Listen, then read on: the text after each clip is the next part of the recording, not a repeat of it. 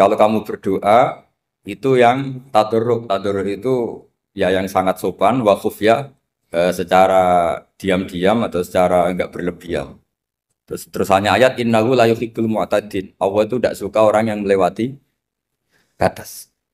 Itu termasuk melewati batas dalam doa karena ada unsur mendikte Allah. Saya memberi contoh tadi. Misalnya kita sebagai cowok berdoa ya Allah saya ingin punya istri cantik, sholihah, nasabnya baik, gak pernah cerewet, gak pernah apa. Itu kan nanti nyarinya juga susah. Nanti kalau Allah menjabatkan itu adanya di surga, ning donya ora payu rabi, kira-kira. Nah itu sudah berlebihan. Terus kalau ada ulama mengatakan doa itu mukhul ibadah. Itu maksudnya gini. Doa itu bukti kita minta. Minta itu bukti kita lemah.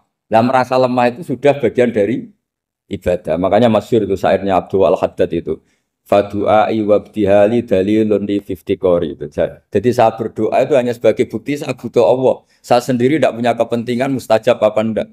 Jadi wali-wali yang mengatakan doa itu mukhul ibadah sebetulnya itu malah wali-wali yang dari awal enggak kelintas disembadani apa enggak.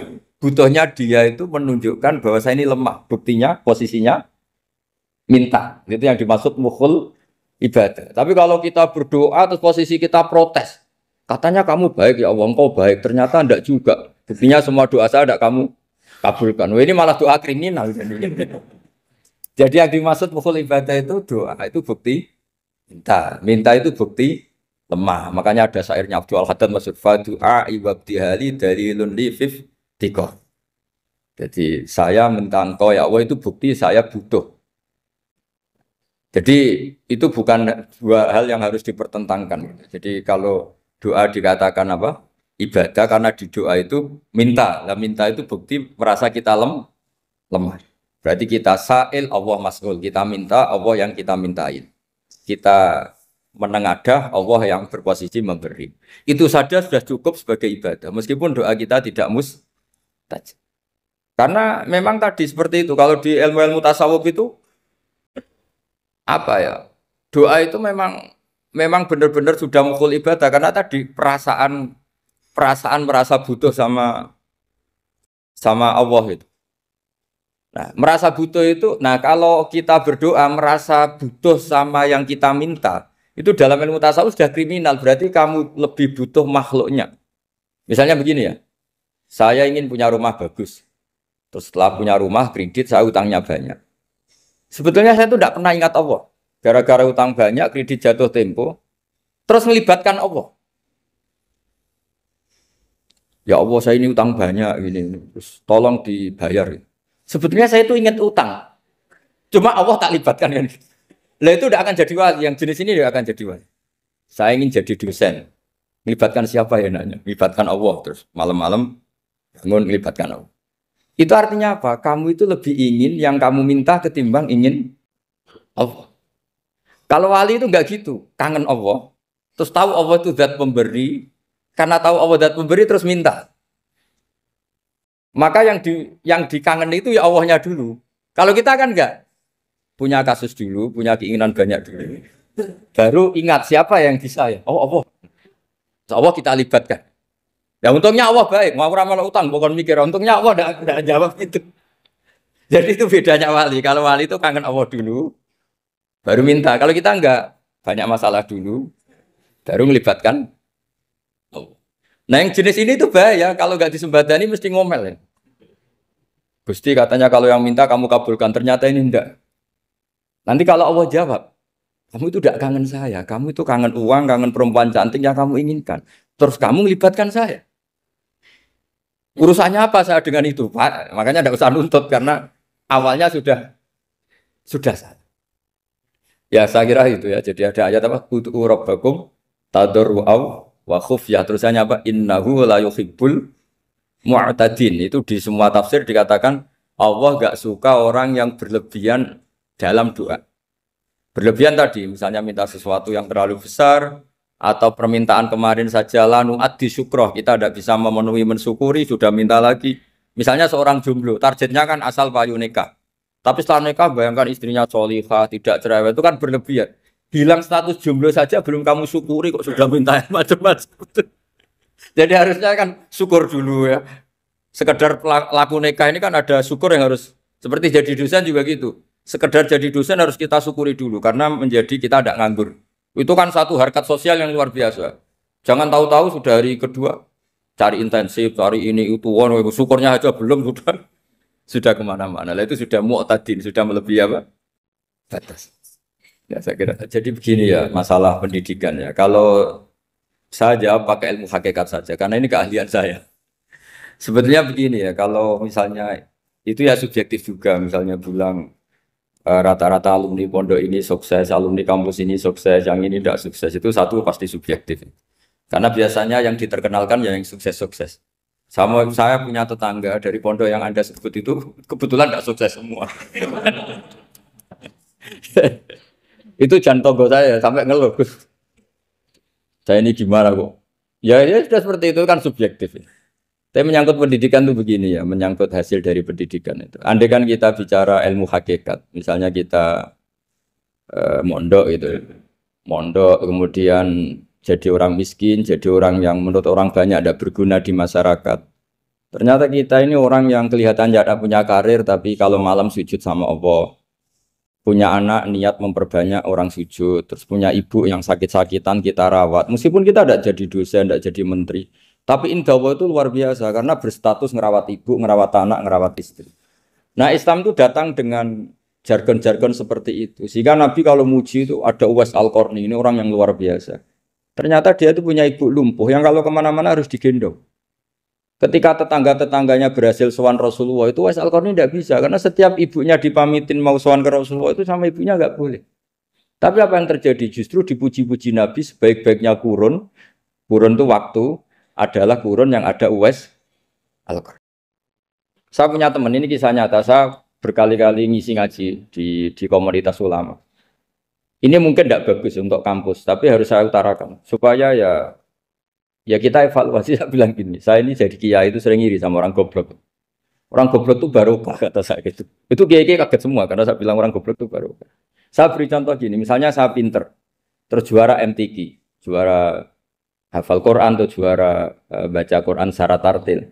Ujung-ujungnya saya dapat apa? Hadiah umroh atau apalah, atau hadiah rumah atau apa. Pertanyaannya adalah mendapat. Saya ulang lagi, mendapat. Sementara ada santri yang bodoh, gara-gara bodoh itu dosen UI yang enggak, jadi kiai yang enggak, akhirnya dia jadi pekerja di Korea. Barokahnya bodoh tadi. Karena di Korea melihat orang ateis, akhirnya dia kepikiran bikin masjid. Sebagian gajinya disumbangkan untuk masjid. Ini bodoh pendiri masjid. Tapi kita gara-gara dosen dakwah di masjid, ini pinter dapat uang dari masjid. Nah ini bukan nyindir, ini biasa saja. Ini maksud saya. Maksud saya, kamu jangan ngabaikan hidup. Akhirnya apa yang terjadi? Saya ini punya teman ini betul. Saya ini kan kecelok dulu tuh Gus Alim. Nasib saya di mana-mana dihormati. Kadang saya merasa dosa. Kok dihormati? Saya punya teman, dulu gobloknya minta ampun sekolah, sekelas sama saya. Gobloknya, soalnya gobloknya harus disepakati. Sudah. Iya, goblok mujma'alah kira-kira. Singkat cerita, dia itu hidup di pedalaman Kalimantan, sekitar tahun 92. Dulu kan biasalah di dalam hutan itu pasti ada penebangan hutan macam. Dia ada bosnya, yang jelas dia ada bosnya. Saya yakin juga agak kriminal. Karena dia tidak yang illegal logging. Pokoknya ditakdir dia hidup di tengah hutan. Ikut orang. Setelah itu dulu nggak ada HP. Sering kirim surat ke saya, Gus, saya ini hidup di tengah hutan. Tapi saya ini Muslim pernah mondok. Kalau nggak bikin Jumat itu nggak enak. Bikinlah dia Jumatan. Nah karena dia pernah ngaji fikih Syafi'i, kalau Jumatan nggak ada orang 40 itu harusnya zuhur tidak Jumatan. Tapi orang yang kerja di situ tidak mau. Wong dino Jumat kok zuhuran loh Pak. Kalau dino Jumat ya Jumatan ya. Tanya saya, Gus itu kalau ada kaulnya enggak supaya Jumatan ndak orang 40 sah. Singkat cerita dia lama-lama jadi pendiri masjid di situ. Dia punya sedikit gaji ya dipakai masjid, punya sedikit tanah diwakafkan untuk masjid. Artinya apa? Indawa ini banyak orang bodoh, ternyata di komunitasnya dia muassis, pendiri, pemberi. Sementara kita yang kecelok pinter, dapat umroh, dapat bonus. Kira-kira nanti kita ketemu Allah. Kamu pernah nyumbang Islam apa? Yang bodoh jawab, "Oh, nate Gusti bikin masjid di pedalaman." Kita-kita yang pinter. Kayaknya kalau memberi enggak lah Gusti. Reputasinya mendapat. Ketika Nabi memenangkan perang Badar, itu ada Asra Badrin, tawanan-tawanan perang Badar. Nabi suka musyawarah, suka rembukan. Ya Abu Bakrin, menurut kamu tawanan ini diapakan? Kata Abu Bakar, hum asyiratuka. Mereka itu keluarga engkau, orang-orang Quraisy. Ya dibebaskan saja. Pakai tebusan. Nanti uang itu kita kelola supaya jadi penguat Islam. Dan orang-orang ini merasa utang jasa karena harusnya dibunuh, tapi kita bebaskan. Tanya, bagaimana kamu ya Umar menurut kamu? Kata Umar, ini kan orang-orang yang dulu ingin bunuh kamu. Yang ingin menghabisi jenengan, ingin dan sudah ngusir jenengan. Ya setelah ketangkap ya dibunuh, kok repot. Apa kata Rasulullah? Rasulullah spontan ngendikan, innama salah kayak Abu Bakrin kama sali Ibrahim. Kamu ibarat kayak Nabi Ibrahim. Izqala faman tabi'ani fa innahu minni wa man asani fa innaka ghafurur rahim. Jadi Nabi Ibrahim itu unik. Melihat umat itu sesyafakoh itu. Syafakoh itu banget sayangnya. Nabi Ibrahim cara berpikir, faman tabi'ani fa innahu minni. Orang yang ikut saya ya Allah pasti golongan saya. Tentu layak masuk surga. Wa man asani, orang yang mendurhakai saya, fa innaka ghafurur rahim. Engkau Maha Pengampun. Bukan yang mendurhakai langsung masuk neraka, enggak. Engkau Maha Pengampun. Wa masalu kaya Umar kama salin Nuh. Isqala rabbi la tadzar ala ardi mil kafirina dajjara. Umar, kamu mirip Nabi Nuh. Inginnya semua orang kafir dihabisin. Ya masyhur kan Nabi Nuh itu enggak ingin ada orang kafir sampai ada banjir tufan. Nah kalau sampean tanya bedanya apa dengan garis keras sekarang? Bedanya ya beda sekali. Kalau Nabi Nuh benci sama orang kafir itu diserahkan yang punya. Sehingga yang punya yaitu Allah yang menghukum dengan banjir bandang. Tapi kalau kita kan kadang kita bertindak sendiri. Jadi potensi disalahkan. Yang jelas dalam hadis-hadis sahih, Nabi Nuh itu tidak bisa mensyafaati karena itu. Ketika diminta syafaat, ini hadis sahih bukan ada di Bukhari, ada di Muslim.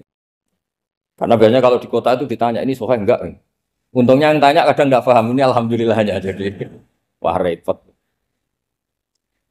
Nabi Nuh itu diantara sebabnya enggak bisa mensyafaati adalah pernah corong Jawa maksudno kaume. Kalau dalam bahasa Arab itu da'a li Zaidin berarti mendoakan positif. Kalau da'a la Zaidin mendoakan negatif. Kalau orang Jawa itu ada doa, ada pasot. Nabi Nuh adalah orang yang pernah maksudkan kaumnya. Nah, saya cerita sedikit tentang Nabi Nuh dan Nabi Ibrahim. Nabi Ibrahim dianggap tadi cerminannya Abu Bakar, dianggap niru Ibrahim, cerminannya Umar, dianggap niru Nabi siapa? Nabi Nuh. Lalu kalau sampean tanya, bedanya gimana? Begini logikanya. Kita mengkaji secara akademik begini. Ada ulama besar, namanya Abdul Hasan Asyadzili, itu masyhur di Indonesia menjadi Thariqah Asyadziliyah. Terus ada seorang muridnya minta gini, ya Abdul Hasan Asyadzili, tolong saya dikasih ijazah supaya saya tidak pernah maksiat di bumi ini. Karena saya takut sama Allah, kalau saya maksiat itu merasa tidak nyaman dengan Allah. Abdul Hasan Asyadzili ini malah marah besar. Atuhibbu alla tadhharu maghfiratu. Kalau kamu tidak pernah maksiat, berarti kamu suka maghfirahnya Allah Ta'ala itu tidak kelihatan. Karena tidak ada yang maksiat. Tapi bukan dukung kamu yang tidak. Ini cerita ilmiah. Tapi kalau Said Abdul Al-Haddad, itu kebalikannya. Ada orang fasik gitu, hidup berkeliaran, mengganggu masyarakat, ganggu ketertiban agama. Ada kiai atau siapa gitu mendoakan supaya tobat atau dikasih panjang umur supaya nanti bisa tobat. Itu beliau, Said Abdul Al-Haddad marah besar. Man da'a li fasikin bil baqa faqad ahabba ayyusawahu fi ardi. Orang yang mendoakan orang fasik hidup berarti dia suka Allah dimaksiati di buminya. Jadi akhirnya jadi kutub besar, yang satu Sadziliyah, yang satu Haddadi. Kenapa ya? Karena tadi yang satu cerminan Nabi Isa, yang satu cerminan Nabi Yahya. Sebagaimana sabda Rasulullah tadi, ulama ummati ka anbiya'i bani Israil. Juga masyhur dalam aplikasi pengajaran juga gitu. Masyhur sekali dalam kitab-kitab diceritakan. Kalau Said Abdul Haddad, kalau ada orang sowan itu, kamu ngaji sama siapa? Sama si A. Pernah nangis gak pas ngajar? Gak pernah. Udah ndak terus, nggak usah diterusin ngaji orang seperti itu. Artinya atas ya, wong ora iso nangis ya. Tapi kalau Abu Hasan Asadili kebalikan, kamu ngaji sama siapa? Sama si A. Pernah tertawa enggak kalau ngaji? Enggak pernah. Udah, enggak usah ngaji sama orang itu. Orang enggak bisa syukur. Jadi, jadi itu manhaj besar. Nah akhirnya orang-orang kayak kita ini enggak jelas semua. Nangis ya bisa, syukur, guyu ya bisa. Cuma celakanya kalau kita nangis karena tidak punya uang, kalau guyu karena punya uang, itu masalahnya. Tapi kalau wali-wali dulu enggak. Kalau senyum ya karena saking yakin rahmatnya Allah itu wasiat rahmatu. Kalau nangis ya karena takut azabnya Allah.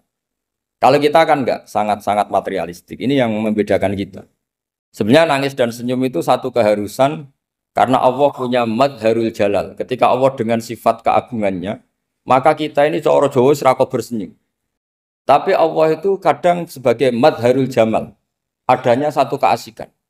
Sehingga yang merengut itu yang salah. Makanya dalam ilmu tasawuf, kutub wali itu hanya dua. Allah dengan madharul jalal, dengan Allah yang madharul jamal. Contoh madharul jalal misalnya gini.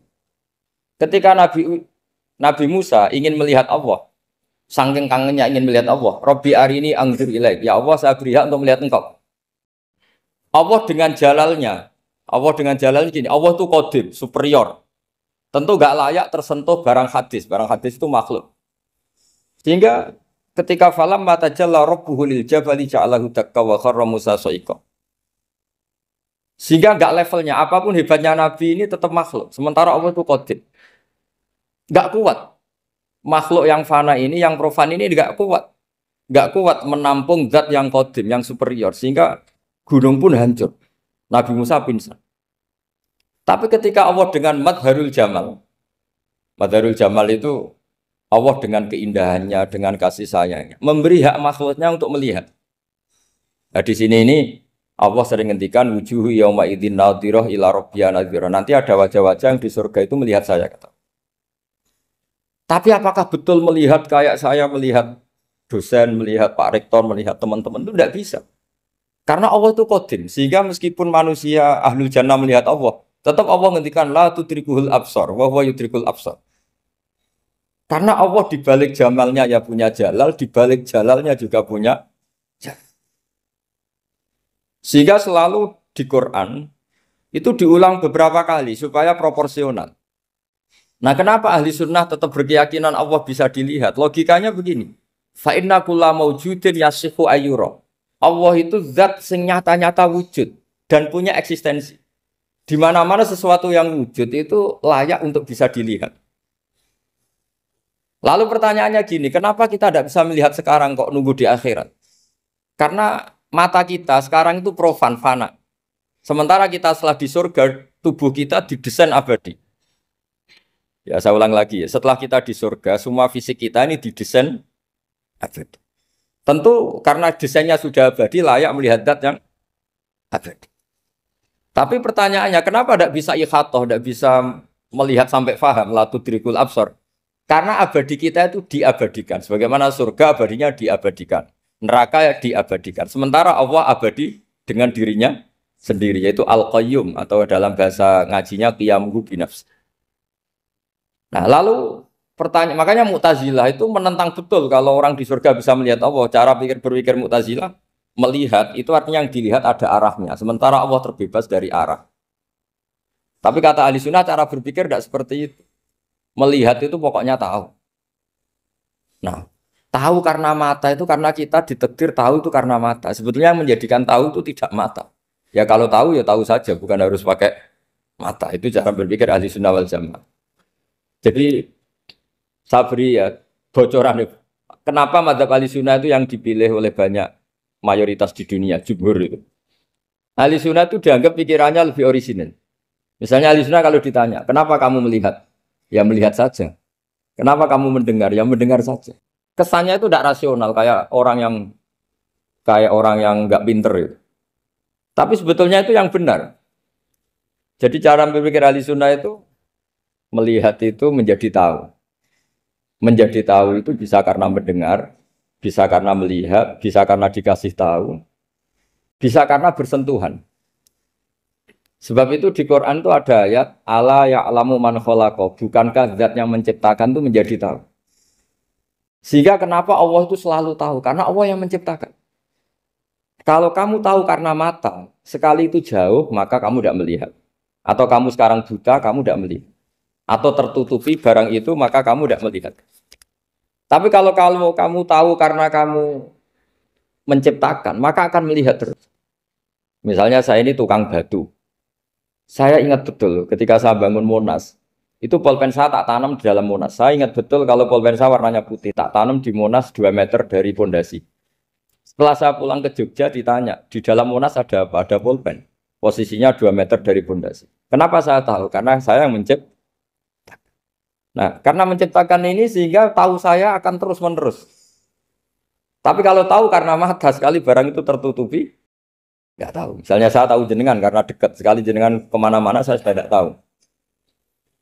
Tapi kalau saya menaruh sesuatu di tubuh Anda, sehingga kamu kemana-mana tetap tahu bahwa barang itu ada di tubuh. Nanti kalau ada yang protes, tapi bisa saja Gus barang itu dicuri orang kemudian Anda tidak tahu. Yang menjadi tidak tahu karena saya sudah tidak menciptakan suasana itu. Selagi saya yang menciptakan, maka akan tahu terus. Nah, tapi karena Allah ini menciptakan semua yang ada di bumi, maka Allah tahu terus. Jika Allah tahu cara bikin kuman, terus tahu bahwa manusia itu punya kuman, kumannya punya organ, organnya juga punya kuman. Mesti gak kebayang. Kamu bayangkan kayak makanya Allah itu kalau cerita sederhana, innallaha la yastahi ayyadriba masalam ma ba'udatan fama fawqaha. Allah itu tidak malu bikin perumpamaan nyamuk, karena nyamuk itu lebih dahsyat timbang gajah.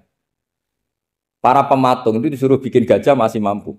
Bikinkan patung gajah, mungkin masih sanggup. Tapi kalau tak suruh bikin patung nyamuk, nggak usah bikin hidup, patungnya saja sekecil itu. Padahal nyamuk kecil itu punya organ tubuh. Lalu bikinnya organ tubuh nyamuk itu kayak apa? Organnya punya kuman, kumannya punya organ, organnya juga punya kuman. Sehingga orang-orang alim itu baca nyamuk itu lebih jadi ayat Allah ketimbang melihat dinosaurus. Tapi sekarang orang itu nggak tertarik ceritanya.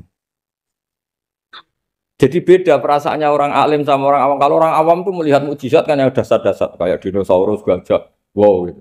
Kalau orang alim nggak, malah melihat nyamuk. Kealiman seperti itu terjaga di umatnya Muhammad, di umatnya Rasulullah Muhammad SAW. Karena ketika umat ini nggak ditumbuhi para nabi, itu Allah menjamin Muhammad, ulama umatmu nanti punya kemampuan seperti nabi. Tentu tidak dalam keutamaan ya, keutamaan tentu nggak sekelas sama nabi. Kenapa itu terjadi? Karena tadi para nabi ini mewakili sekian.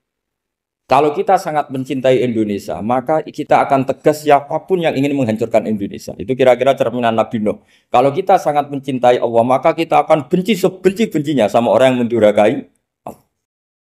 Tapi masalahnya, Allah yang kita cintai itu memaklumatkan diri kalau bersifat ghafur, pengampun. Sehingga kalau kita terlalu kasar, ini kan yang kita cintai bersifat ghafur kok kita kasar. Di sini Nabi Ibrahim. Beliau sangat mangkel sekali sama yang durhaka sama Allah. Tapi mau mangkel gimana? Zat yang mengajarkan itu bersifat ghafur. Maka kita mau tidak mau. Makanya ada riwayat mengatakan takhallaku bi akhlaqillah, kamu bertata krama kayak akhlaknya Allah. Akhirnya ya sudah, kita mau apa coba? Kira-kira kalau kamu mencintai seseorang, itu potensinya akan dua, protektif. Ada telepon itu dari siapa? Cewek atau cowok? Protektif. Itu bukti cinta apa bukti suudon? Kan tidak tahu. Tapi misalnya kamu cinta perempuan terus WA-an sama lelaki nggak apa-apa, jalan sama lelaki nggak apa-apa, sama masa lalunya pacarnya juga nggak apa-apa. Itu cinta apa pembiaran? Kan sama-sama nggak jelas. Nah kira-kira mencintai Allah itu kira-kira analoginya seperti itu. Kalau yang satu protektif, Allah harus zat satu-satunya yang disembah. Nggak boleh didurhakai, nggak boleh dikhianati kok. Sehingga ini sangat keras sekali. Nah, ini Nabi Nuh. Di sini ada Nabi Ibrahim. Karena orang yang zat yang kita cintai bersifat ghafur. Jika kalau kita terlalu tegas beda dengan sifatnya Allah yang bersifat ghafur. Nah umatnya Nabi seperti itu mulai dulu. Ada yang moderat, ada yang keras, ada yang setengah keras, setengah moderat. Ada yang ngambil sikap, udah mangan turu, ngenteni mati. Itu lebih baik itu timbang punya ijtihad tapi gak jelas, mendingan Itu ada riwayatnya, suatu saat ibadah akhir umatku terbaik adalah tidur. Maksudnya tidur itu gak ngambil sikap, masyhur itu. Saya beri riwayat yang ada di Bukhari Muslim. Satakunu fitanun. Al-qa'id fiha khairun al-qa'im wal-qa'im fiha khairun al-masi wal-masi fiha khairun nasai. Nanti di akhir zaman itu banyak fitnah. Kata Rasulullah, yang duduk lebih baik ketimbang yang berdiri. Yang berdiri lebih baik ketimbang yang jalan. Yang jalan biasa lebih baik ketimbang yang jalan bergegas. Man tasyarrafa laha tastasrifu. Fitnah itu adalah siapa yang terlibat maka akan semakin parah. Sehingga semenjak itu ulama berpikir nanti di akhir zaman kalau ada fitnah, itu sebaiknya orang ngambil sikap sepasif-pasifnya, secuek-cueknya. Jadi semua syurahul hadis sepakat, makna hadis ini apa? Orang disuruh sikap secuek-cuek. Misalnya pilihan presiden, contoh kecil pilihan presiden. Mungkin para intelektual nggak merasa, tapi kalau ulama itu cara berpikir beda. Pilihan presiden, kamu fanatik milih A, yang satu fanatik milih B. Ya presiden atau bupati atau gubernur. Terus yang satu bilang gini, wah kalau nggak di presideni A, nggak di bupati A, nggak di gubernur A, negara ini rusak. Mungkin betul dari segi apa jejak rekamnya A ini bagus. Tapi pertanyaannya secara tauhid, bagaimana Anda menggantungkan kesejahteraan sama makhluk? Kamu nggak pernah terusik begitu kan para intelektual? Itu kan melukai. Bagaimana mungkin Anda menggantungkan kesejahteraan dengan seorang makhluk? Wah kalau di presiden A pasti Indonesia makmur, kalau bupati A pasti Sleman makmur, pasti Bantul makmur. Nah, bagaimana mungkin makhluk yang sedang soleh kamu pastikan selalu soleh? Wong dia makhluk bisa berubah. Sementara yang B misalnya fasik, wah kalau dipimpin B pasti rusak negara. Bagaimana kamu pastikan B yang fasik selalu fasik? Biar aja dia husnul Fatimah, yang fasik pas mimpin jadi soleh, yang soleh pas mimpin jadi fasik. Akhirnya ulama karena tahu sifat manusia itu baru badan kendali di tangan Allah. Sikapnya nggak jelas. Saya ini termasuk orang yang terkenal nggak jelas. Karena kalau ditanya, Gus sampean pilih presiden mana, bakti mana? Sanut pangeran sing dadi aku loyalin. Wah, anut pangeran yo kacau. Wah, luwih kacau menan anut pangeran kan. Ini kan sudah tidak sambung karena pikirannya ulama. Memang nggak beda, cara berpikir ulama itu beda. Bahkan bapak saya itu kalau didik saya itu begini. Kalau meseli saya atau ngirim saya dulu itu kan pakai mes. Ini uang kamu 500.000 untuk kamu. Mesti ditambahi 100.000 ini untuk buat jajan sama teman-teman. Mesti ada uang pokok, ada uang sodako. Dulu saya sering tanya, kenapa bapak sangat menghormati teman-teman saya? Kata bapak, kowe mondok aku ora iso nyukupi, sing iso nyukupi ya kanca-kanca.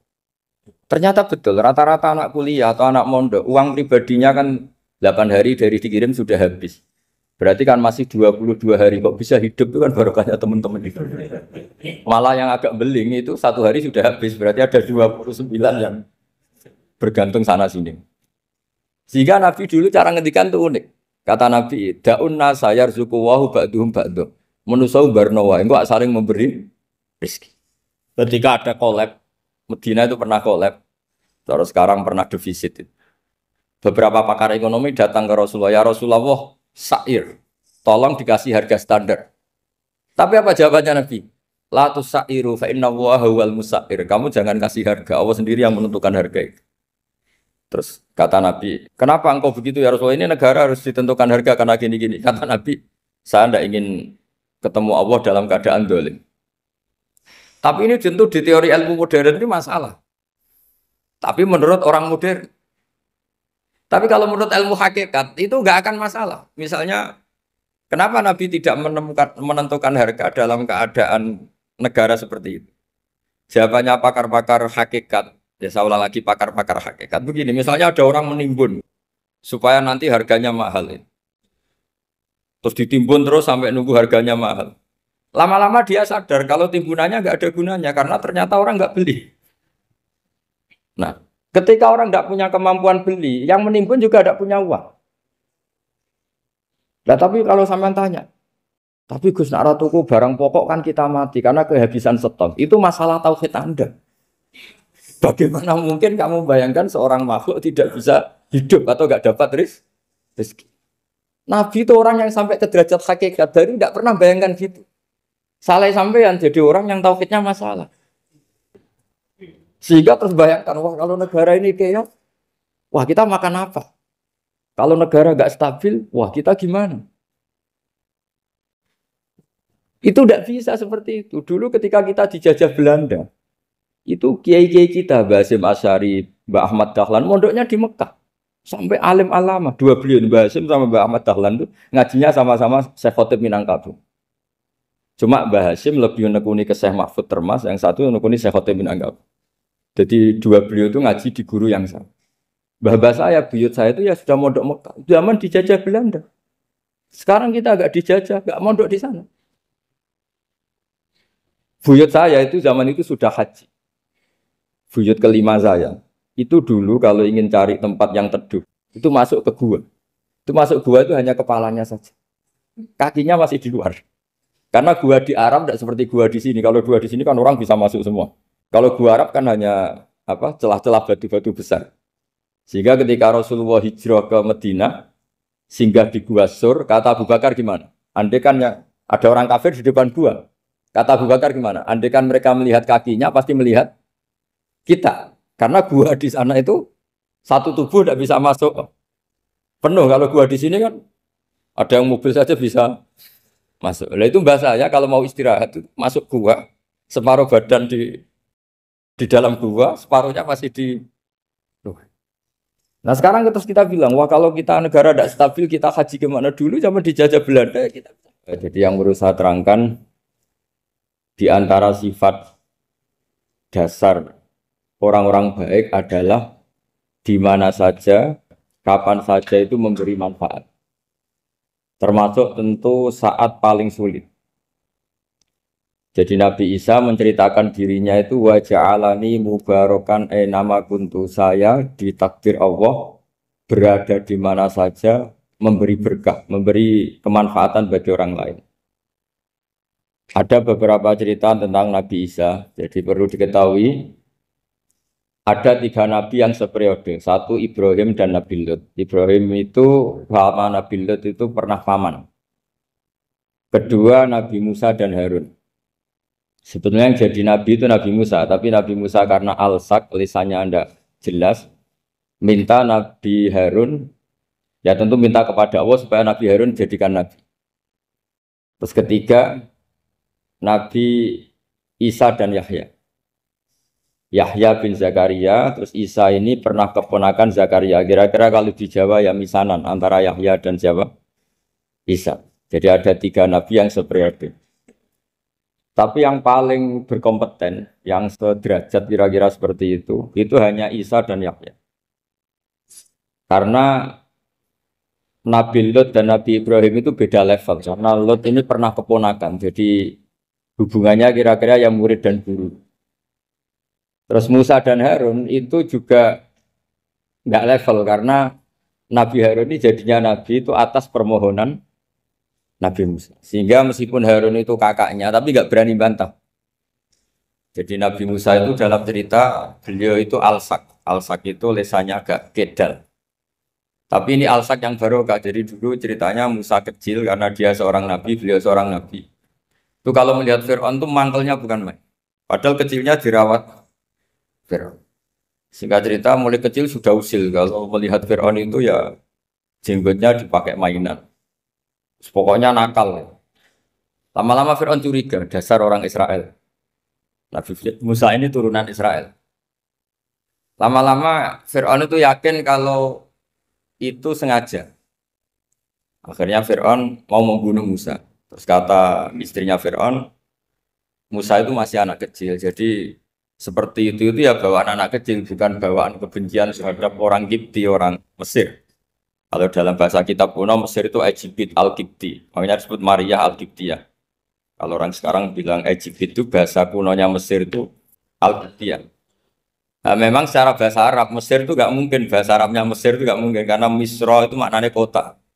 Jadi kalau kamu bilang kamu kemana, ke Misro, ke kota, lah ya kota mana, ya kota Mesir, itu bisa debat kusir. Jadi ya kayak kita lah, kita sekolah di mana? Di madrasah. Madrasah terjemahnya apa? Sekolah. Nah, kemudian oleh istrinya Fir'aun ya gini saja, buktikan kalau Musa itu masih anak kecil. Masyhur itu dalam cerita dikasih bara api sama apel. Sebenarnya Musa kecil ini sudah pinter mau milih apel. Sama malaikat Jibril diarahkan tangannya itu ngambil apa? Bara api terus dikunyah. Itu yang menyebabkan lisannya Musa itu alsak, agak pelat. Nah, ketika jadi rasul itu akan repot karena nanti harus pakai penerjemah. Jadi seorang rasul tapi lisannya tidak apa? Cakap. Akhirnya Nabi Musa realistis ngendikan ketika diutus wa akhi Harun wa afsahu minni lisanan fa arsilhu ma'iyarid ayyusaddiquni inni akhafu ayyukadzibun. Ya Allah, saudara saya Harun itu lisannya lebih fasih.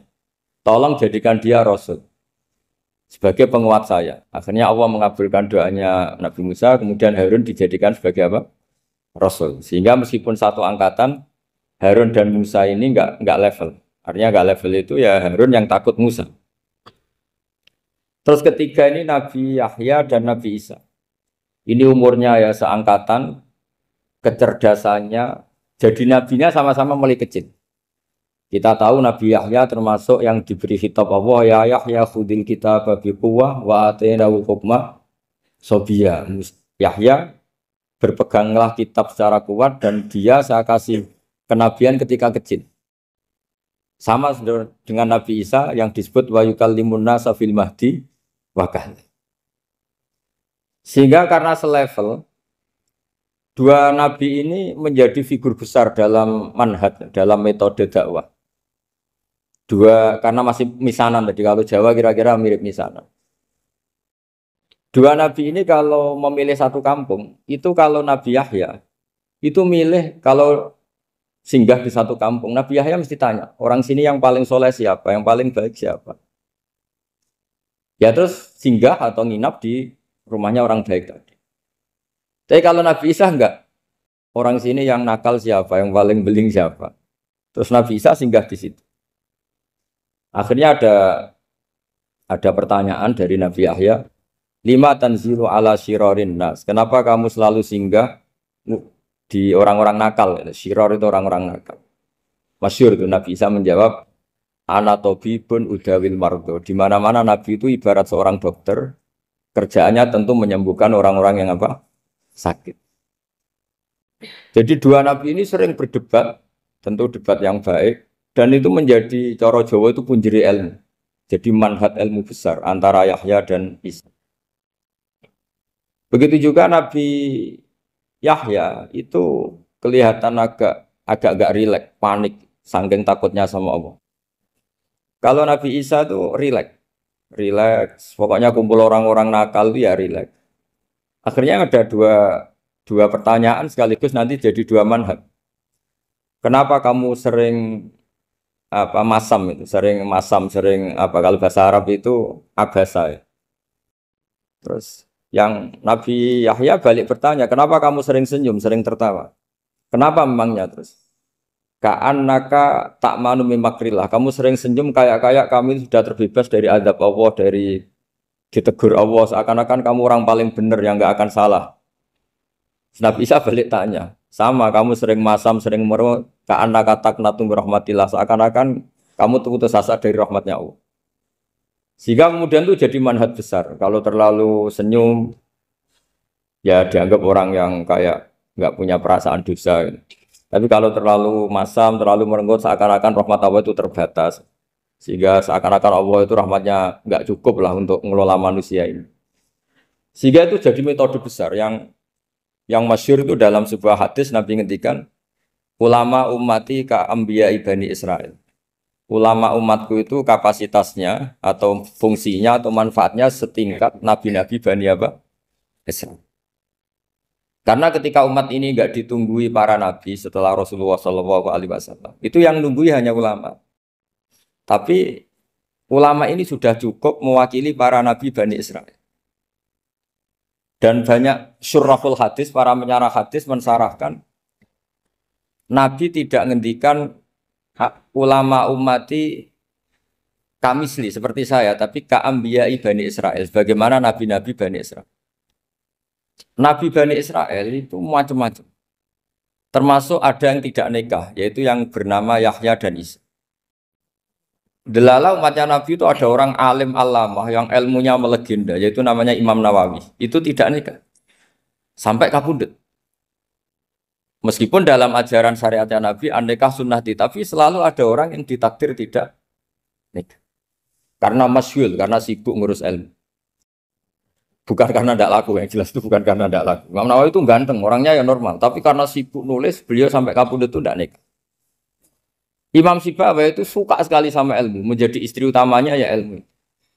Dia ganteng, Sibawayh itu maknanya tuh apel, dia ganteng sekali, sampai banyak cewek yang senang. Akhirnya dia nikah. Tapi nggak pernah dikumpulin. Dia belajar terus. Ketika beliau ke pasar, dulu nggak ada supermarket, beli kertas, kitabnya dibakar semua sama istri. Dikira istrinya terus mencintai dia, malah diceraikan. Itu siapa Imam Sibawayh. Terus ada umatnya Nabi yang paling unik di dunia. Mungkin Pak dosen, saya kiai pun nggak bisa nih. Ada orang tuh ganteng sekali, istrinya cantik sekali. Itu tahu-tahu sudah 10 tahun tidak pernah hubungan suami istri. Karena ketika si suami itu tahu istrinya cantik, itu langsung sholat sujud syukur, sholat terus. Saking senengnya punya istri cantik. Yang istrinya cantik juga solihah, tahu suaminya ganteng ya terus sholat terus syukur. Itu sampai berhari sampai bertahun-tahun. Terus ketika ketemu, cocokan, dek kita sudah nikah berapa? Terus dilihat, kayaknya sudah 10 tahun, tapi tidak pernah hubungan. Oh itu nggak kebayang, itu ganteng sama cantik. Kalau jelek sama jelek itu mungkin. Yang satu bilang naudzubillah, satu itu kan nunggu rafa saja. Ini nggak ganteng sama cantik. Nah kenapa kualitas ulamanya Rasulullah itu bisa seperti Nabi Bani Israel? Karena agama ini, umat ini sudah tidak ditunggui para nabi.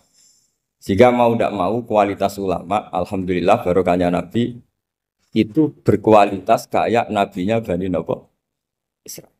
Soal kebahagiaan, nenek moyang pulau jenengan tuh anaknya banyak, dijajah Belanda, jajah Jepang ya nyatanya anaknya banyak. Itu kira-kira bahagia apa enggak? Nah, artinya gini ya tentu kita tidak ingin dijajah itu tentu ya, tapi kita ini selalu latah. Wah kalau ekonomi jatuh kita makan apa? Kalau kita dijajah kita tidak perlu seperti itu. Rahmatnya Allah Ta'ala itu akan adrokatna. Rahmatnya Allah Ta'ala akan menemukan kita. Apapun kondisi kita, apapun keadaan kita. Ini cara berpikir tauhid. Sehingga Nabi itu tidak pernah bayangkan umatku narata tunggoni piye, ditunggoni Allah. Sehingga masyhur dalam hadis-hadis sahih, la tazalu ta'ifatun min ummati dzahirina 'alal haq la yadurruhum man khadalahum wala man khalafahum wala man nawa'ahum. Selalu di umatku ada kelompok-kelompok yang selalu membela kebenaran dan tidak akan terkalahkan oleh kesesatan di akhir zaman. Kenapa? Cara berpikir orang tauhid itu sederhana begini. Allah menamakan dirinya Al-Hadi, penunjuk jalan. Dan sifat Allah pasti nafidah karena Allah tidak terkalahkan. Sama seperti Allah menyifati dirinya Ar-Razzaq, Ar-Razik yang memberi rezeki. Maka orang segoblok apapun, selumpuh apapun, selemah apapun tetap dapat rezeki. Sama, Allah mensifati dirinya Al-Hadi, memberi petunjuk. Maka zaman serusak apapun orang tetap dapat petunjuk. Sehingga kita tidak perlu khawatir, wah nanti zaman kalau sudah rusak nasib Islam gimana? Ya coba sekarang nasib Islam gimana? Ya baik-baik saja. Dulu ditunggoni wali songo ya banyak orang Islam. Sekarang nggak usah wali songo. Ditunggu dosen-dosen yang ngajar aja nunggu digaji. Kiai pidato ya ada yang beri salam template. Itu kalau nuruti definisi ikhlas itu tidak ada yang masuk. Tapi meskipun demikian agama juga jalan. Kenapa agama ini jalan? Karena Allah Al-Hadi, penunjuk jalan. Ketika Allah mensifati dirinya penunjuk jalan dan sifatnya Allah pasti nafidah, pasti terjadi. Karena Allah tidak pernah gagal. Sehingga agama ini akan ada terus sampai akhir zaman. Coba Amerika kayak apa? Islamofobia. Di Amerika tambah lama tambah banyak Islam. Eropa juga gitu. Australia juga gitu. Andai kan nuruti teori sosial. Sudah dunia sudah materialistik kayak gini. Orang dohirnya itu akan meninggalkan agama. Nyatanya tidak juga. Saya pernah di Korea seminggu. Itu di negara ateis. Itu TKI ke sana tuh nyari uang. Ternyata ya kepikiran bikin masjid, bikin komunitas Islam. Coba siapa yang menggerakkan hati itu? Hanya Allah Subhanahu wa Ta'ala. Ya, jadi cara berpikir tauhid saya ulang lagi, saya mohon sekali di pengajian ini saya cerita wajah alani mubarakan aina ma kuntu. Jadi cara berpikir sekian nabi, terus kita punya karakter tertentu, kita milih nabi ini itu sah. Karena ulama ummati ka ambiyai bani Israel. Ulama umatku itu ibarat kayak nabi bani Israel. Jadi ada yang milih tadi. Seperti Nabi Isa fokusnya ngurusi orang-orang nakal. Itu juga bagus karena di mana-mana nabi itu seperti dokter. Tapi Nabi Yahya hanya berkawan sama orang-orang soleh. Kita tahu berkawan orang fasik itu resiko ketularan. Iman pas-pasan wae kancanan orang fasik kan taqabbalallahu minna minkum gitu. Wong kamu sendiri tidak sehat-sehat amat berteman orang penyakitan kan bahaya. Tapi kalau kamu sebagai dokter kok hanya berteman orang sehat, lalu kamu apa? Penelitiannya gimana? Masa saya dokter spesialis, pernah penelitian, semua orang sehat saya pernah saya teliti. Itu dokter aneh apa enggak? Saya dokter spesialis TBC, spesialis paru-paru. Yang kamu teliti siapa? Semua orang sehat. Pernah meneliti yang sakit? Enggak pernah. Kan ya jadi dokter aneh. Tapi misalnya terus kamu sendiri terus berteman orang penyakitan terus kan ya rawan tertular. Nah, ini ada dua figur yaitu Nabi Yahya dan Nabi siapa? Ya saya kira demikian.